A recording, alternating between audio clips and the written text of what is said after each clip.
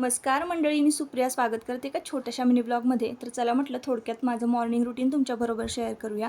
तर रोजच नाही मी सकाळी 4:30 वाजता उठत. एक्स्ट्राचं काम जर असेल किंवा सणवार असेल ना, तर मी 4-4:30 वाजता उठतेच आवर्जून, नाही तर मग 6, 5:30, 7 असं माझं उठायचं टायमिंग असतं. तर ते दिवसाच्या कामावर ठरतं. दिवसाच्या कामाची किती लिस्ट आहे त्याप्रमाणे मग माझं मॉर्निंगचं जे आहे उठण्याचं टायमिंग ते ठरत असतं.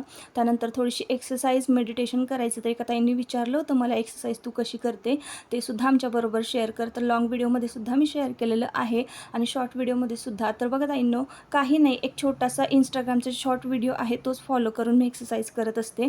आणि त्यानंतर टॉयलेट वगैरे क्लीन करून घेतलं. एकतर मी टॉयलेट ना सकाळी पहाटे पहाटे क्लीन करते, नाहीतर मग रात्री करते. त्यानंतर आंघोळ केली आणि मग देवपूजेला सुरुवात करते. पहाटेच्या वेळी देवपूजा केली ना, मनाला एकदम शांतता जाणवते, कारण वातावरणामध्येच खूप सारी शांतता असते आणि प्रसन्नसुद्धा वाटतं. तर आता बघा उजाडत आलं होतं आणि आभाळ असं छान निळसर झालं होतं. पक्ष्यांचे आवाज ऐकू येत होते, गुरांचे हंबरण्याचे आवाज आणि त्यांच्या घंट्यांचा आवाज. खूप छान हे वातावरण असतं सकाळचं. त्यानंतर थोडंसं उजाडत आलं, उजाडलंच होतं आणि चला मग म्हटलं आता चहा घेऊया. तर दिवसाची सुरुवात अशी माझी वाफाळणाऱ्या चहासोबत होते. आणि आमच्या किचन समोरून बघा असा व्ह्यू दिसतो काहीसा, संपूर्ण डोंगर दिसतो किचनमध्ये उभं राहिलं की. तर चला, असा होता माझा आजचा ब्लॉग. बाय.